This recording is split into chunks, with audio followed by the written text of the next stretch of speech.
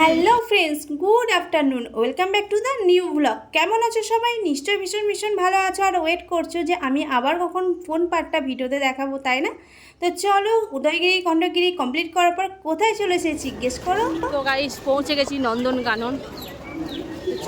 তো চলো এর ভেতরে কী কী প্রসেস রয়েছে সেগুলো তোমাদের সঙ্গে শেয়ার করব। তো প্রথম গেটটা দিয়ে ঢুকে গেছি, এখানে কোনো টিকিটের প্রয়োজন হয় না। সেকেন্ড গেটটা দিয়ে ঢোকার সময় টিকিটের প্রয়োজন হয়। আর এই দিকে দেখো আমি বোতলে ট্যাগ লাগাতে এসেছি, কারণ এখানকার একটা রুলস রয়েছে যে বাইরে থেকে কোনো জলের বোতল নিয়ে গেলে সেখানে 50 টাকা দিয়ে একটা ট্যাগ লাগাতে হয়। ওই টাকাটা অবশ্য ফেরত পাওয়া যায়। তো বোতলগুলো যাতে এই ভেতরে কোনো রকম বোতল ফেলে না দেয় কেউ, তো জায়গাটা পরিষ্কার পরিচ্ছন্ন রাখার জন্য এই ব্যবস্থাটা ভীষণ ভালো। এই ব্যবস্থাটা, কারণ কেউ বোতলটা তাহলে ফেলবে না। বোতলটা জমা দিলে আবার টাকাটা রিটার্ন দিয়ে দেবে। আর টাকাটা পরিমাণ 50 টাকা, বাট ওখানে 500 টাকাও রাখতে পারো, নো প্রবলেম, ওনারা দিয়ে দেবেন। আর এখানে দেখো ওটিটিসি বাসে করে আসার সুবিধা ভীষণ। তো আমাদের কোনো রকম লাইনে দাঁড়াতে হয়নি, টিকিট কাটতে হয়নি, ওনারা সব কিছু ব্যবস্থা করে দেন। তো সেই জন্যই বলবো ওটিটিসি বাসে করে সাইট সিনে যাওয়ার জন্য সবাইকে ভীষণ সুবিধা হয়। আর ঢুকতেই দেখো একটা ঝর্ণা ছিল, ভীষণ সুন্দর ফোয়ারা, ঝর্ণা না ফোয়ারা, মিডিলে রয়েছে ফোয়ারাটা, দেখো খুব সুন্দর লাগছে, যেন জায়গাটা আরও সৌন্দর্য বাড়িয়ে দিয়েছে। এলো তো ওর হাত ছাড়বে না কেন? একটা কুকুরের সাথে এখন অ্যাক্সিডেন্ট হতে যাচ্ছিল, কুকুরটাও ভয় লাগে উঠেছে, ও ভয় লাগে উঠেছে। ये तीनों देशों में मिलता है। सफेद मोर हाईली एंडेंजर्ड है, अभी ये शेड्यूल 1 कैटेगरी में आता है। मोर एक्चुअली पंख फैलाता है मोरनी को अट्रैक्शन करवाने, मगर हैचिंग करता है मेल, इसका फीमेल हैच नहीं कर पाएगा, इसका मेल हैच करता है। अंडे का वजन 700 से 900 ग्राम तक होता है। अभी इसका फार्मिंग हमारा उड़ीसा में हो रहा है। इसका मीट लोग खा रहे हैं, 1200 रुपया किलो है। अंडे का कीमत 5000 रुपया है। चलो अभी सभी যাচ্ছি এখন সাফারি করে, সাফারি করতে যাচ্ছি বাড়ি। তো ওনারা দেখো মানে এক ফোঁটা হাঁটতে হয়নি, একটুখানি যেতে হলেও, যেটুকুনি শুধু দেখার জন্য হাঁটতে হয়েছে সেইটুকু, বাট এখান থেকে আরেক জায়গায় যাওয়ার জন্য সম্পূর্ণ ওনারা গাড়ি করে দিয়েছে, এই যে সাফারি গাড়ি। তো এই গাড়ি করেই পুরোটা ঘুরিয়েছে। তো গাড়ি থেকে নেমে পড়েছি, এবার দেখা যাক কোথায় নিয়ে যায় ওনারা।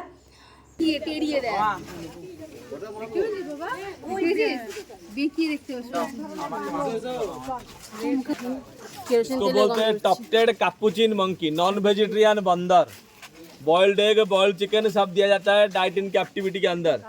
45 साल तक जिंदा रहेगा। ब्रांचेस के बीच में एक ही है। बोला है काट बिराली बांधो, ওই ওপরটায় দেখুন। না না আমরা বাড়ে কে কুরেল मंकी, ও একা মনে হচ্ছে না, না দুজন আছে, না না একটা না না দুজন আছে, যাবে এখানে দেখবি যে কি ছায়া আছে, ভালো খেলো এটা, সুন্দর ভাবে খেলো। सबको बिठाने के बाद चलेंगे हम लोग सफारी। आओ चलो चल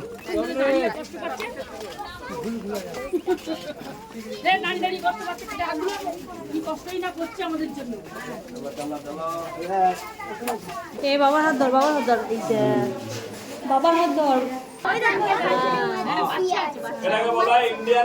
বাচ্চা হয়েছে, বাচ্চা।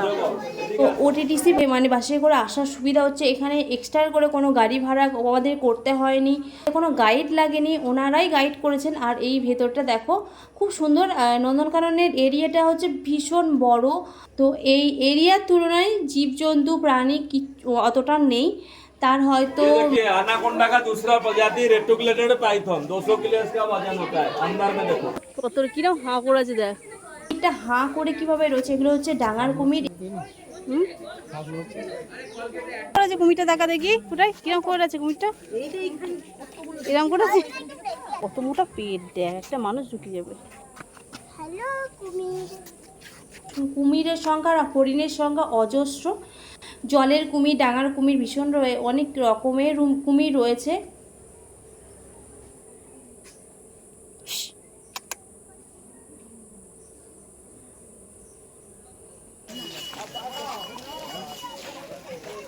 তো এবার যাবো, গাড়ি থেকে নেমে পড়েছি, এবার যাবো সাফারিতে। তো ওগুলো ছাড়াও আরও কচ্ছপ কচ্ছপ বিভিন্ন মানে জলহস্তি এগুলোও দেখেছিলাম, তো এমনি মাংকি, তো ওগুলো আর শেয়ার করিনি। তো আর এই দেখো জঙ্গলের মধ্যে দিয়ে রাস্তাটা জাস্ট ওয়াও লাগছিলো। আমার পাহাড় সমুদ্র আর ফরেস্টের মধ্যে সবথেকে ফেভারিট ফরেস্ট, বাট ভীষণ ভয় লাগে বলে ফরেস্টে কোনোদিনও যাইনি। তো এতক্ষণ সাফারি কারে ঘুরছিলাম, এবার সাফারি বাসে করে ঘুরবো। তো ভেতরে যাব যেখানে সিংহ বাঘ নাকি ছাড়া রয়েছে আর আমরা নাকি খাঁচার মধ্যে থাকবো। তো এটা ইন্টারেস্টিং ব্যাপার, এটা আমি এই ফার্স্ট টাইম যাচ্ছি। তো চলো কতটা কি দেখাতে পারি তোমাদের, আমি নিজে দেখতে পারি সেই অভিজ্ঞতায় শেয়ার করব তোমাদের সাথে। তো আমি যা দেখবো তোমরাও তাই দেখবে। তো চলো দেখতে থাকো। আমাদের বাসের জন্য টিকিট দিয়ে দিচ্ছিলো আর আমরা দেখো বাসের টিকিট পেয়ে বাসে উঠে পড়েছি। আর তো আরশিও উঠে পড়েছে। আরশিও দেখি আরশি কতটা এক্সাইটেড ওঠার জন্য, মানে দেখার জন্য। আমি তো ভীষণ এক্সাইটেড, আর আরশিও প্রথমবার দেখবে এরকম কিছু। আমি তো দেখবই যে আমরা বাসের মধ্যে খাঁচার মধ্যে আর জীবজন্তু ছাড়া রয়েছে। তো চলো দেখতে থাকো।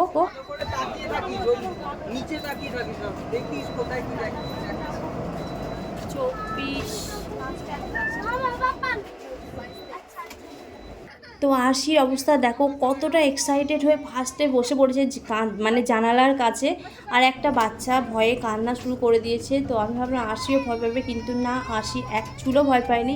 ও আবার বলছে জানালার কাঁচগুলো খুলে দাও। তো চলো প্রথমেই চলে এসেছি একটা গেটের সামনে। তো দেখা যাক এই গেটটার ভেতরে কি আছে। এখানে ডবল গেট রয়েছে, মানে সিকিউরিটি বিশাল এখানকার। তো গেটের আমিও ফার্স্ট টাইম যাচ্ছি সাফারিতে, তো আইডিয়া কিছু ছিল না, পরে আইডিয়াটা এলো যে এটার পর এটা। তো চলো ফার্স্টেই তোমাদেরকে ক্লিয়ার করছি না, একটু দেখো তারপরে ক্লিয়ার হয়ে যাবে। তো ফার্স্ট গেট দিয়ে ঢুকলাম। তো চলো ফার্স্ট গেটেই আমরা কি কি দেখতে পাই। আর বাসের পুরো যাত্রীরাই তো প্রচুর এক্সাইটেড। তো চলো এই দেখো কত সুন্দর ময়ূর দেখতে পাওয়া যাচ্ছে।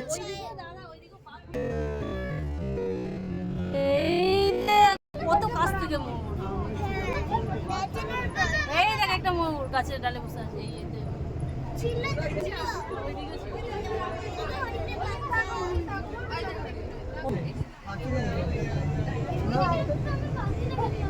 হরিণ আর বাঘ সিংহ ভালো কিছু দেখতে পেলাম না। তো এতটা এক্সাইটেড হয়েও যখন হরিণ আর ময়ূর ছাড়া কিছু দেখতে পেলাম না, তখন ভীষণই মানে মনটা খারাপ হয়ে গেছিলো। তারপরেই দেখলাম যে হঠাৎ করে আমাদের গেটের বাইরে নিয়ে চলে এলো বাসটা, তো আরও মন খারাপ হয়ে গেল। তো সেই মুহূর্তেই দেখলাম আবারও একটা গেট দিয়ে ঢুকে পড়লো আর একটা জঙ্গলের মধ্যে। তারপরেই দেখি ওমা এখানে তো সিংহ রয়েছে। তো মনটা ভীষণই খুশি, আর বাসের প্রত্যেকটা যাত্রীর এক্সাইটেডটা একবার দেখে নাও।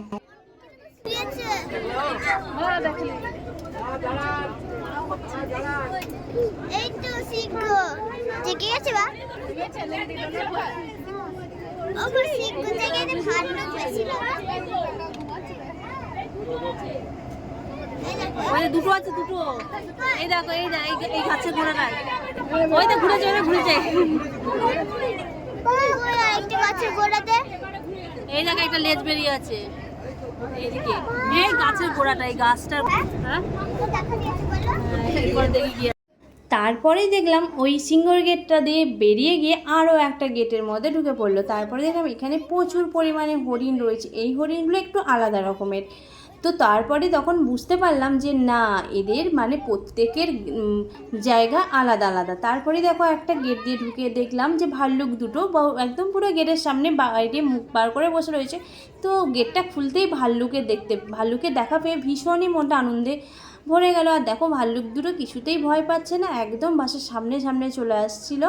আর আরশি তো দেখে ভীষণ আনন্দ পেয়ে গেছিলো, আর আমাদেরও তো মনটা খুব খুশি হয়ে গেছিলো। আর এর মধ্যে আরও ভাল্লুক রয়েছে, দেখো ঘরের মধ্যে ঢুকে বসেছিল। তারপরে দেখো এখানে সাফারি শেষ, কিন্তু বাঘের দেখা পেলাম না। তো খুবই খারাপ লাগছিল। তারপর যখন গাইড দাদাকে জিজ্ঞেস করা হলো, বললো বাঘকে বিশ্বাস নেই, তাই বাঘকে খাঁচাই রাখা হয়, বাঘকে এখনও পর্যন্ত ছাড়া হয়নি। তারপরে দেখো চলে এসেছি বাঘ দেখতে। আর এখানে দেখো সাদা রঙের বাঘ মামা শুয়েছিল অনেকক্ষণ ধরে। তো আমরা ভাবছিলাম বাঘটাকে এত দূর থেকে কি করে দেখবো আর তোমাদেরকে কীভাবে দেখাবো। বলতে না বলতেই দেখি বাঘ মামা ঠিক দেখা করার জন্য হেঁটে হেঁটে আমাদের কাছে চলে এসেছে। তো বাঘ মামা আমাদের যথেষ্ট সম্মানটা রেখেছে, তো তার জন্য আমরা ভীষণ খুশি। আর বাঘ মামাকে জানাই অনেক অনেক ধন্যবাদ। তো তো আমাদের এত জার্নি মানে আমাদের এতটা বাসে জার্নি করে অভ্যাস নেই, শুধুমাত্র এই জঙ্গল সাফারিটার জন্য বাসে করে জার্নি করে এত দূর থেকে এসেছি। তো তারপরে দেখো আশিকে দেখাতে পেরেছি, আর আশি যে আনন্দ পেয়েছে এটাতেই আমরা ভীষণ খুশি। তো যাই হোক, আমরাও তো আনন্দ পেয়েছি, আর আমাদের এই জার্নিটা এত কষ্ট করে এত দূর থেকে এসে ওরা বমিই করেছে, তো তারপরেও ওরা বাঘ দেখে এতটা খুশি হয়েছে, তার জন্য আমি অনেকটাই খুশি। তো চলো এরপরে দেখাই আমাদের ইন্ডিয়ার রয়্যাল বেঙ্গল টাইগার, যার বয়স মাত্র 8 বছর, আর এর লাগে 25 কেজি মাংস, গাইড দাদার কাছ থেকেই শোনা।